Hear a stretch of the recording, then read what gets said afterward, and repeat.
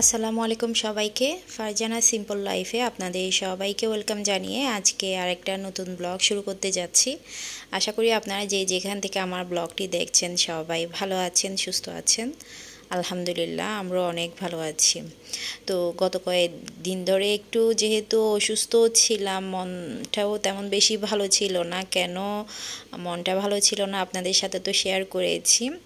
আমার ছোটো বোন অরিনের কিন্তু বিপদ কিন্তু পিছুই ছাড়ছে না।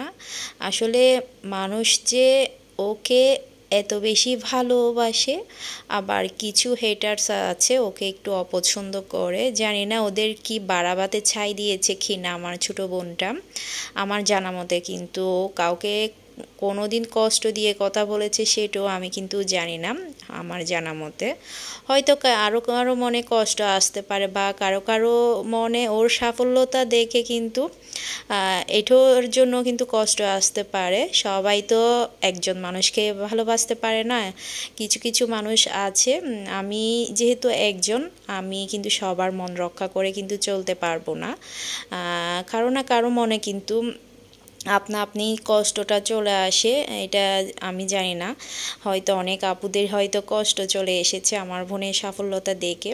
তো শুধু কিন্তু আপুদের দোষ দিব না, আপুদের সাথে কিন্তু অনেক ভাইয়ারও আছে। যেহেতু আমার বোন বিজনেস নিয়ে কাজ করছে, অনেকের হয়তো কষ্ট আসতে পারে আমার বোনের বিজনেসের সাফল্যতা দেখে।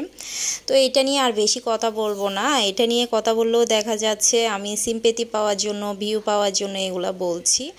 আরে ভাই, আমি তো বাহিরের কারো কথা বলছি না, আমাদের পরিবারের কথা বলছি। আমার আপন মায়ের পেটের ছোটো বোনের কথা বলছি। আমার ছোটো বোন কষ্ট পাচ্ছে, আমি পাবো না? যেহেতু আমার মায়ের পেটের আপন বোন, রক্তের বোন। বাইরের কারো কথা তো শেয়ার করছি না আপনাদের সাথে, যেহেতু আমি ভালো মন্দ সব কিছু আপনাদের সাথে শেয়ার করি। তো আমার বোনের বিপদের কথা কেন আপনাদের সাথে শেয়ার করতে পারবো না? এটা নিয়েও দেখা যাচ্ছে কারো দেখা যাচ্ছে অনেক কষ্ট হচ্ছে, আমি কেন এটা নিয়ে কথা বলছি। তো সবাই কিন্তু কয়েকদিন ধরে অনেক বেশি সাপোর্ট করছেন, অনেক বেশি দুঃখ প্রকাশ করছেন। আমি আপনাদের সবার কাছে কৃতজ্ঞ।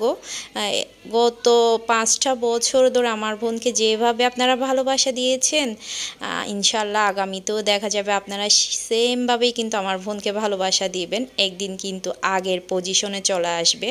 তো যাই হোক, অনেক কথা বলে ফেলেছি। সকাল থেকে যেহেতু ব্লগটা শুরু করেছি, তো আমার শাশুড়ি কিন্তু 1 সপ্তাহ ধরে অসুস্থ। তো পাশাপাশি কিন্তু আমার শরীরটাও বেশি ভালো যাচ্ছে না। তো আমার শাশুড়ির জন্য আমরা দেখা যায় প্রতিদিন পরোটা বানাই। বাচ্চারা যেহেতু পরোটাটা খায়, পছন্দ করে, তো একেবারে সবার জন্য একই রকম বানিয়ে ফেলি। তো আমার শাশুড়ি অসুস্থ যেহেতু 1 সপ্তাহ ধরে, উনি পরোটা খাবে না, ওনার জন্য আবার রুটি বানালাম। তো আমার শাশুড়ি দেখা যাচ্ছে 1 সপ্তাহ ধরে, আমরা যেহেতু দোতলার মধ্যে থাকি, আমার শাশুড়ি নিচেই থাকে। তো খাবার দাবার সব কিছু নিচে দিয়ে আসি, যেহেতু সিঁড়ি বেয়ে আসতে পারছে না। আর আমাদের সাথেও দেখা যাচ্ছে দোতলার মধ্যে উনি থাকছে না, যেহেতু দোতলার মধ্যে একটু গরম বেশি, নিচে কিন্তু অনেক বেশি ঠান্ডা। সেই জন্য আমার শাশুড়ি নিচেই থাকে, যেহেতু গরমটা সহ্য করতে পারে না। তো উনি যেহেতু উপরে আসতে পারছে না, সব কিছু টাইম টু টাইম আমার শাশুড়িকে নিচে দিয়ে আসতে হচ্ছে। তো একটু যেহেতু আমি একা হাতে সব কিছু করি, একটু তাড়াহুড়ার মধ্যে যাচ্ছে আর কি আমার সব কিছু। তো দেখা যায় সকালে নাস্তার পর্বটা শেষ করে দেখা যায় এক গাদা ধোয়া দুই কাজ শুরু হয়ে যায়। একদম থালা বাটি থেকে শুরু করে যেগুলা সকালে নাস্তার জন্য ব্যবহার করি সব কিছু ধুয়ে পরিষ্কার করে এবার চলে আসলাম রান্নাঘরে। আমি কিন্তু এখনও পর্যন্ত ঘরদোর গুছাইনি। আর বাচ্চারা কিন্তু আজকে স্কুলেও যেতে পারেনি, যেহেতু তাসির একটু অসুস্থ, ওর দাঁত ব্যথা হয়েছে, ওর মুখটা একদম ফুলে গিয়েছে ব্যথায়। তো আরেকটা দুঃখের কথা বলি আপনাদেরকে, আমরা কিন্তু চট্টগ্রাম সাতকানিয়াতে পৌরসভা এলাকায় থাকি, মানে আমাদের এরিয়াটা কিন্তু পৌরসভা। তো পৌরসভা হলেও দেখা যাচ্ছে না, একটু যদি ঝড় বৃষ্টি হয় কারেন্টটা কিন্তু 2 দিন 3 দিন এমনকি 4-5 দিনের জন্য চলে যায়। কেন জানি না। গতকাল সকাল থেকে কিন্তু কারেন্ট চলে গিয়েছে। আজ পরের দিন, এটা হচ্ছে পরের দিন দুপুরবেলা, এখনও পর্যন্ত কিন্তু কারেন্ট আসেনি। তো আমার ফ্রিজের অবস্থা কিন্তু খুবই খারাপ। ফ্রিজ থেকে ডিপ ফ্রিজটা তো খুলিনি, আর আমার ফ্রিজে কিন্তু বেশি কিছু নাইও। তো ঈদের পরে আমার শ্বশুরবাড়ির পুকুর থেকে মাছ এনেছিল, ওখানে বেশ কিছু মাছ আছে। এরপর যেটা আমার নর্মাল ডিপ ফ্রিজ একসাথেও, ওইটাতে তেমন কিছু নাই, অল্প স্বল্প জিনিসপত্র আছে। দেখা গিয়েছে ওইটা যেহেতু অল্প জিনিস আছে, হয়তো সেই কারণে পানি ছেড়ে দিয়েছে ডিপ থেকে। তো নুসাইবার আব্বু বললো উনি মাংস খাবে, গরু মাংস দিয়ে কাঁকরোল দিয়ে রান্না করার জন্যে। তো মাংস বের করেছি। মাংসে তেমন বেশি বের করে রাখতে হয়নি, যেহেতু কালকে থেকে কারেন্ট ছিল না। একটু সময় রাখার পর বরফটা কিন্তু ছেড়ে দিয়েছে, এই আর কি। তো আমি এই মাংস কেটে ধুয়ে পরিষ্কার করে নিয়েছি। এরপর শাক রান্না করেছি। এই শাকটা গতকালকেও রান্না করেছিলাম, অনেক বেশি মজা হয়েছে। তো সেম কিন্তু নুসাইবার আব্বু বললো আজকেও সেম শাকটা রান্না করার জন্যে। তো আমি শাকটা একটু ধুয়ে পরিষ্কার করে নিয়েছি ভালো করে, এরপর কেটে নিয়েছি। তো আমি কিন্তু শাকটা ডাল দিয়ে রান্না করলে এখানে একটা বা দুইটা আলু চিকন করে কেটে, এরপর খুবই অল্প মশলা দিয়ে, শাকে দেখা যায় বেশি মশলা খাওয়া যায় না, অনেকে কিন্তু না জেনে শাকের মধ্যে ধনিয়া জিরা সব কিছু দিয়ে ফেলে, তো এটা কিন্তু গন্ধ হয়ে যায়।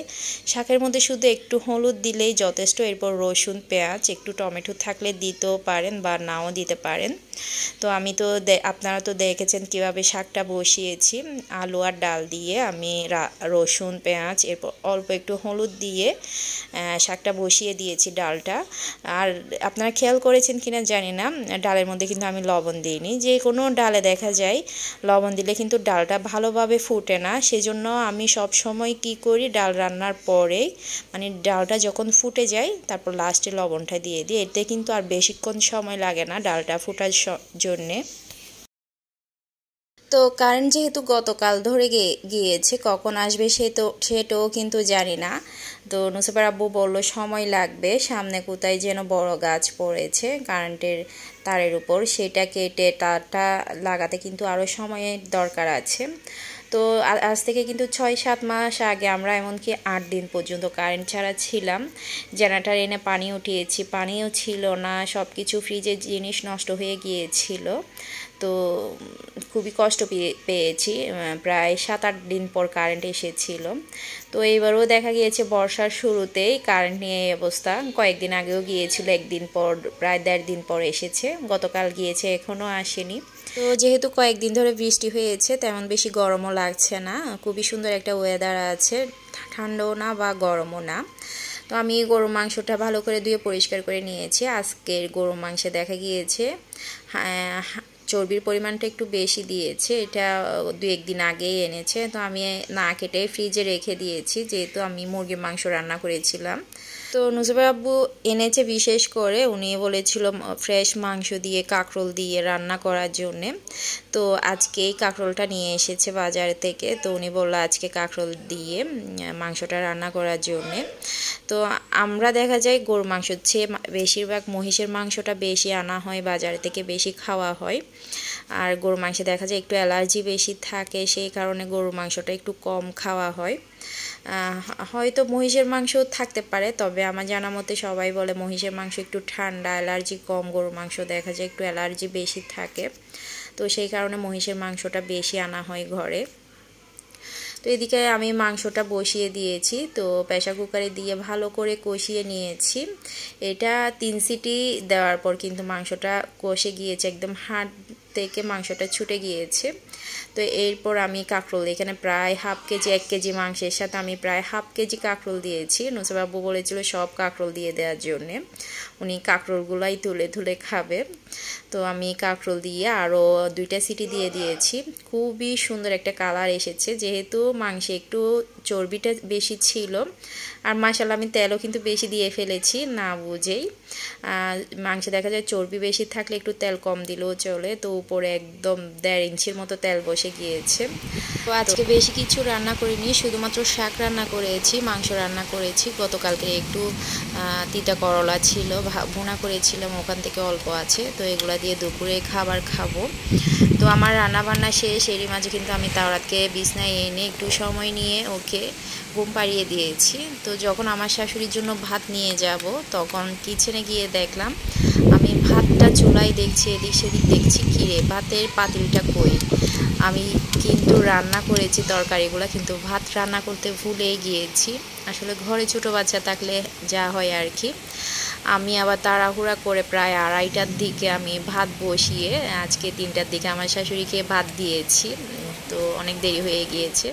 আসলে মাঝে মাঝে এরকম হয় আমার সাথে, ভুলেই যাই কোনো জিনিস যে করি নাই, কোনো কাজ যে শেষ করি নাই। তো আজকে তো আমার ভাত রান্না করি নাই। আমি নুসাইবার আব্বুকে বলে হাসলাম যে রান্না করেছি, ভাতের পাতিল খুঁজে পাচ্ছি না, আমি ভাত রান্না করি নাই। তো দেখেন আমার কি অবস্থা। তো তাওরাত জন্মের পর থেকেই কিন্তু আমি মাঝে মাঝে ভুলার এই রোগটা হয়েছে, কোনো কিছু ভুলে যাই, কোনো জিনিস যে কোন জায়গায় রেখেছি সেটাই মনে থাকে না, আমি খুঁজতে খুঁজতে পাগলের মতো হয়ে যাই এই আর কি। তো দুপুরে খাবার দাবার খেয়ে এখন বাজে প্রায় 4টার দিকে, একদম অন্ধকার রাতের মতো হয়ে গিয়েছে।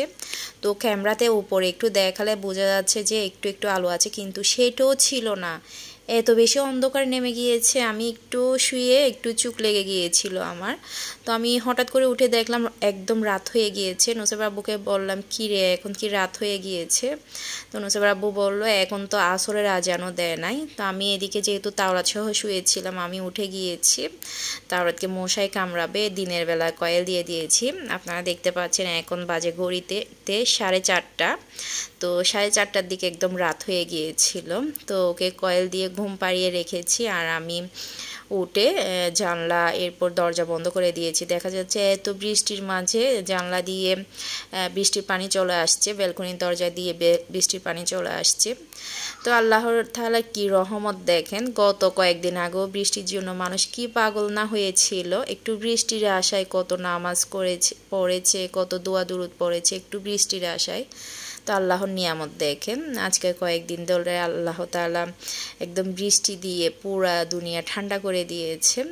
তো আল্লাহ যেন সবসময় রহমতের বৃষ্টিটাই দেয়, এই বৃষ্টি নিয়ে যেন কারো ক্ষতি না হয়, কারো কোনো লোকসান না হয়। সবাই কিন্তু এই দোয়াই করবেন যাতে আল্লাহ তাআলা রহমতের বৃষ্টিটা বর্ষণ করে, আমাদের সবার যাতে ভালো হয়। তো বৃষ্টি শেষ হওয়ার পর দেখা গিয়েছে আবার আগের নিয়মে চলে এসেছে, আবার কিন্তু আলু চলে এসেছে। তো এটা হচ্ছে পরের দিন। আজকে হচ্ছে আমার শাশুড়িকে নিয়ে ডাক্তারের কাছে এসেছি। উনি যেহেতু 1 সপ্তাহ ধরে অসুখ, এই নিয়ে আমি দ্বিতীয়বারের মতো আবার আমার শাশুড়িকে নিয়ে ডাক্তারের কাছে আসলাম। অসুখ হওয়ার পরের দিনও কিন্তু এনেছি ডায়াবেটিস হসপিটালে। আমার শাশুড়ির দেখা গিয়েছে ডায়াবেটিসও বেড়ে গিয়েছে, এরপর প্রেশারও বেড়ে গিয়েছে, বমি পায়খানা মানে সব কিছু একসাথে। তো ওই যে দেখা যাচ্ছে আমার শাশুড়ি কিন্তু ইনজেকশন দিচ্ছে। তো আমরা হসপিটালে আসার পর ওনাকে যে রেগুলার ডাক্তার দেখায়, উনি আজকে এই সামনে গাড়ি দেখেছেন, ওইটা নিয়ে বাড়িতে যাচ্ছে, ডাক্তারের বাড়ি মেবি ঢাকার বাহিরে। তো ডাক্তার যেহেতু থাকবে না, উনি কিছু টেস্ট দিয়েছিল, তো এগুলো করানোর জন্য এসেছি মূলত। তো আজকে করাতে পারবো না, যেহেতু ওই টেস্টগুলো সব খালি পেটে করাতে হবে। তো আমরা শুধুমাত্র ইনজেকশনটা দিয়ে এখন চলে যাব বাড়িতে, আর সময় লাগবে না।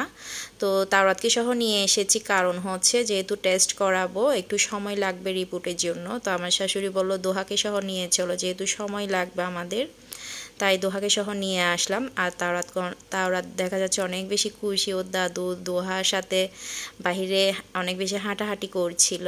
আমার শাশুড়ি যেহেতু অসুস্থ ছিল গত কয়েকদিন, কিন্তু বিছনা থেকে উঠতেই পারেনি, আজকে একটু ভালো লাগার কারণে একটু হাঁটছে। তো আমার আজকের ব্লগ এ পর্যন্ত। সবাই ভালো থাকবেন, সুস্থ থাকবেন, আমাদের জন্য দোয়া করবেন। আমরাও কিন্তু সব সময় আপনাদের জন্য দোয়া করি। আসসালামু আলাইকুম, আল্লাহ হাফেজ।